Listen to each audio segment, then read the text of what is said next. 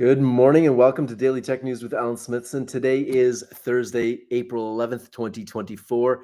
There's a lot to cover. There's some amazing news. I'm going to start off with something that all of us should be really embracing and loving this, because all of us live on this planet together. We're all in this world together. And one thing that I've really feel strongly about is the fact that this one planet, this spinning rock in space that we all live on, is our only chance. I mean, moving people to Mars, sure. If you want to live on Mars where it's majority CO2, and you have to live in a tent your whole life, sure, go there, live in Mars. But we have this beautiful planet, and I think this is something that is going to help us. So, top European court hands Swiss women victory in landmark climate ruling. Verdict will have a ripple effect in Europe and beyond, likely setting a precedent for how courts deal with climate cases. So a group of women, average age 73, took the Swiss government to court and said basically they've ruled in favor of this group of elderly Swiss women who argued that the government's efforts to combat climate change were inadequate and put them at greater risk of death from heat waves. So the European Court of Human Rights ruled that Switzerland was not doing enough to tackle climate change and that the weak policies violate fundamental human rights. And really, this is great news, because now if we can hold governments accountable for us and the planet that we live on, maybe we'll have some real action. All we have to do is, as a planet, is cool the entire planet by 1 degree. I don't know how we're going to do it, but all we have to do is cool it by 1 degree. And if we can do that, we have a pretty great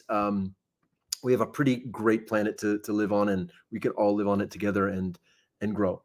European countries rule that human rights violated by climate action. This is interesting because it's the same article, but the thing is, it's not just about Switzerland. It's about all of the European Union because they all follow the same rules. So I hope this is something that we can all back. Now, over to America. The U.S. Army is seeking $255 million to procure more than 3,000 IVAS, or Integrated Visual Augmentation System, which is basically the Microsoft HoloLens, but made for the Army. It's got some extra sensors. The battery packs are in the chest pack.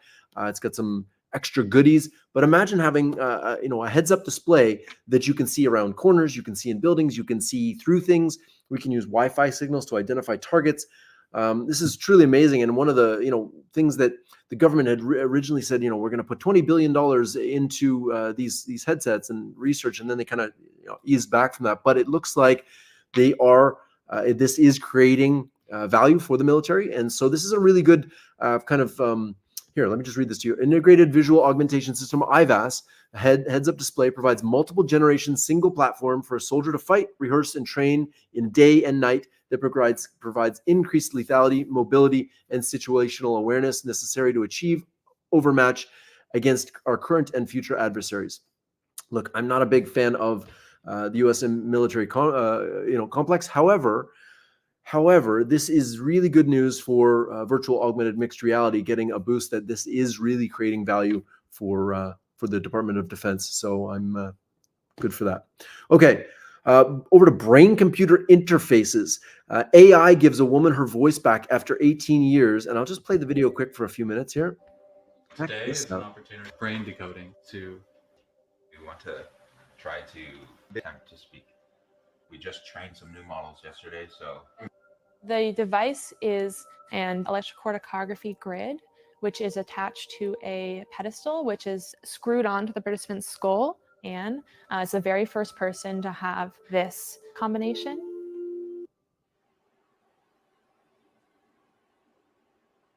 I think you are wonderful. Oh, man. Her facial muscles, and that's what we're able to decode into speech. How cool is that? Hey, Ann, how's it going? It is good to see you. I'll leave it at that. You can watch it. I will put all the links in the comments of the YouTube video. Make sure you sign up and register and subscribe, all the good stuff. Getty Images CEO calls for industry standards around AI. I guess so, because Getty Images sells stock photography. But if you can just conjure up a stock image from DALL-E or Midjourney or any one of the LLMs, why would you need a stock photography company? The stock photo giant has entered into a deal with AI giant NVIDIA to create AI tools trained on Getty's copyright-protected library of stock images. I got news for you guys. They've already trained on your images. So, yeah. Yeah. Oh, actually, you know what? I'm going to switch over to something that I was going to do later, but check this out. This actually, where is it here? Here it is. Where is it? Here we go. Okay. We're moving along here.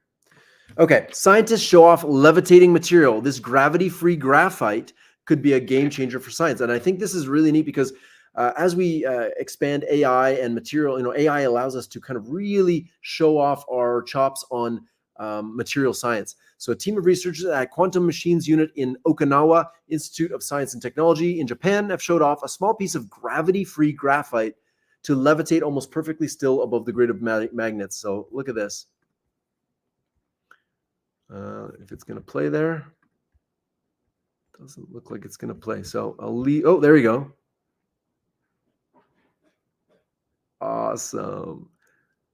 I mean, I'm pretty sure we can do this with just metal and reverse the magnet, right? Can't we make two magnets levitate above each other? But anyway, there's some reason this is special. And if anybody knows, reach out to me and let me know why this is so special. Okay, this is really neat. Again, material science is going to be revolutionized by this technology. Solar-powered wearables will soon be feasible with newly developed ultra-thin organic photovoltaics.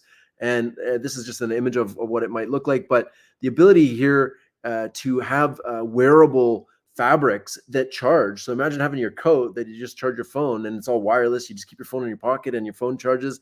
This is the promise of flexible photovoltaics. Of course, now you can wrap things with them as well, right? It doesn't have to be clothing, but very, very cool progress happening in material science and in solar and energy. And of course, there's also things going to space. Astranis unveils Omega MicroGEO satellites for beaming dedicated broadband down from high orbit. I'm actually at a cottage right now. We're using satellite, which is why the things are a little bit slower today. But, if we can have more satellites in space giving us better communications, that's just better for everybody on the planet. And because it's satellite driven, it's not, cable driven. We can now have it all over the world. We don't have to say, oh, you live in a place that has this. We can have it everywhere. And it's providing 50 gigabits a second for bandwidth in both civilian and military bands. So that's pretty impressive. All right. This is pretty impressive too. So this is, here, let me see if I can open it up there.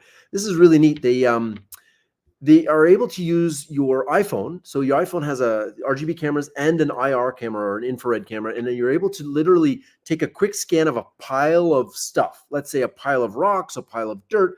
If you own a stockpile company, you really don't know how much is there. You can kind of eyeball it and stuff, but this gives you a very accurate measurement of the stockpile. And it's just a really, really neat way for companies to measure their stockpiles, and this is a big thing around the world. So I really thought that was a good use of augmented reality on a simple device like a phone. Over to how Americans feel about generative AI. It's complicated. I don't think any of us can doubt the fact that this technology gives us superpowers, but 1 in 5 people say that they've used AI chat and text program in the past month. Americans want businesses to regulate AI, though trust with these businesses is tentative. Just like social media, Americans want to see AI regulated, but not outright banned. And then so, you go on here, AI adoption has been remarkably quick, but relatively small. We've got millions of people using it, but it's still relatively small. So here's what people think of this. Have you used any of the following in the last month? Okay, and this is a study in the US conducted April 24, 2023, so 1 year ago. Cryptocurrency, 6%, virtual reality, 7%, AI, 9%, AI with a chatbot, 20%, voice assistants, customer service chat, social media, an online site or e-commerce, so 77% of use online shopping, an internet search engine, 89%, and a smartphone, 93%. So we have a long way to go with AI adoption, and we're just starting to see that people have mixed feelings about this because when do you think generative AI, what words below closely match to how you feel? Curious, great. Uninterested, a lot of people. Confused, scared, excited, surprised, disgusted, angry, none of these, and skipped. 2% are angry. And the percent of people that think AI is going to fundamentally change American society, 36%. Going to be another piece of technology among many, 55%. And not going to have much real impact on society. What do you think? Let me know in the comments what your thoughts are on this. I think it's really important to kind of get a a barometer for all of this. All right, ranked semiconductor companies by revenue share. So who do you think is at the top of this list? Do you think it's NVIDIA? Do you think it's Intel? Do you think it's who else? TSMC?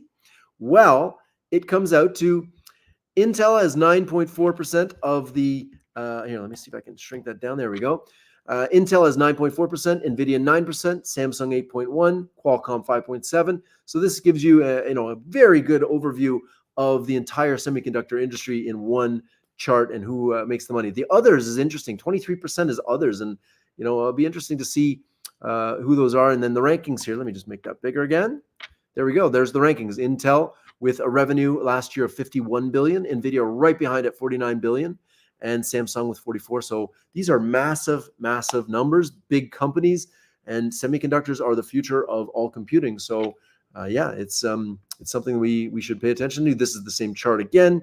And what can we do with that? This is really neat. This is very cool. It's ping pong, but ping pong like you've not seen it before. And let me just see if I can get this video to work. Come on now. Come on, I have to coax it out of its shell. Okay, well, we might have to show this tomorrow because of the broadband. We really do need satellites. We need satellites that work. Okay, that's not going to work. Okay, moving over. Future unscripted. The impact of generative AI on entertainment and on specifically entertainment industry jobs. So this was published in January 2024.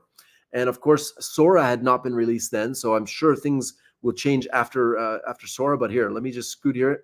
Okay, 72% of firms surveyed can be considered early adopters of GenAI. 72% of the firms. Interesting. 75% of the surveyed respondents indicate GenAI tools, software, and or models had supported the elimination, reduction, or consolidation of jobs in their business. Hold on. 3/4 of the respondents said it had an elimination, reduction, or consolidation of jobs. Wow. 36% said that they're early stages of developing GenAI capabilities and capacities. Wow. Over half of the respondents reported employees raising concerns about the ethical implications of GenAI, probably the ethical considerations of them not having a job. Asked to name their top 3 concerns, employees cited issues related to the dangers being stochastic parrots, meaning they're just repeating stuff and lying. It's not really thinking, it's just kind of repeating something 42% of the time. A lack of transparency over decision-making process and output. And then misinformation, content falsification, and deepfakes. These are all very valid concerns. 90% of business leaders foresee GenAI playing a larger role in the entertainment industries, with 26% indicating they would play a significantly larger role over the next 3 years. And then almost half of business leaders felt that in the next 3 years, GenAI will be effective in generating 3D assets as well as realistic sound design for film, television, and video games. It'll make everything, guys. Like, this is not it's going to do a little bit of this and a little bit of that. It's going to do all the things. So, yeah, let's keep our eye on that, and let's try to figure out what the new jobs for the future are. Over to Meta. Meta is introducing their next generation infrastructure for AI. They're actually starting to build their own chips now, and I thought that was just a really cool little video that they're talking about here. I'm not sure what this chip is. We can zoom down and talk about it in just a second, but it is very small. Takeaways. We're introducing our next generation Meta's custom-made chips designed for our AI workloads. That's pretty interesting. So everybody's getting the chip game. We talked about, the big players. Meta wasn't even on that list. They were on maybe the others. So the fact that Meta is now building their own chip infrastructure is pretty incredible. The race is on. If you haven't read the book Chip War, I strongly recommend it. It's 2 days in a row, so it's going to be a thing. These are going to dictate how we live in the world. Okay, speaking of chips, NVIDIA is giving employees a 25% stock boost, calling it the Special Jensen Grant. And named after the CEO, Jensen Huang, he's giving employees of the chipmaker a bigger piece of its AI-fueled stock growth. So the employees are getting an additional 25% amount of stock. The amount of restricted stock units they will receive, depending on the share price, closed at an average of $900 for the month of March. Holy crap. Woo! $2 trillion company. It was funny. It took 30 years to go from from 0 to $1 trillion company, 30 years, and then it took 9 months to go from 1 to 2 trillion. This is exponential growth. Okay, I will leave you with something really cool. This is a new meditation experience by Disney or DreamWorks, and it's delivered on the Apple Vision Pro. And I'll just leave you with this, and have a wonderful day, everybody. This has been Daily Tech News with Alan Smithson. Make sure you hit subscribe. So recently I came across this amazing interactive guided meditation experience set in the world of Kung Fu Panda. That's right, I'm not making this up. The app is called the School of Chi and transports you to the Valley of Peace to meet the Dragon Warrior. It's so magical and an awesome demo that shows exactly what Vision Pro can do. So let me take you on this little adventure and demonstrate what it's all about. So when we boot up the app, you quickly find out that to be able to try it, you need a decent amount of space. So yeah, in my case, I had to get rid of the coffee table to get started. Once ready, you can launch it, which starts by letting petals fall across your room in a peaceful manner. And then something cool happens. Watch this. Yep, that's him. Oh no, I think he forgot about our meeting. Oops. Oh. Hey there, I'm Poe the Dragon Warrior. Today I'll be guiding you with an inner peace meditation to help you let go of the stress of the day. Yes, it's worth mentioning that this experience is best played standing, but luckily you can also do it seated if you want, so everyone can tag along. It's then time for our first lesson. Whew, bring it on! Breathe in through the nose, out through the mouth. During this meditative experience, you grow the peach tree of heavenly wisdom, which can be seen in the background. And at first, it's just a baby branch, but the better you follow Poe's instructions, the faster we'll see it evolve in a beautiful, beautiful tree. Inner peace. Something that may be hard to see from afar is that Poe does come out of its portal. When we take a closer look from the side, you can clearly see how he's fully 3D rendered, and so is the highly detailed environment in front and behind him. Awesome. I'll leave you with that for today. Thank you so much for tuning in today. This has been Daily Tech News with Alan Smithson. I hope you have an absolutely wonderful day. Peace.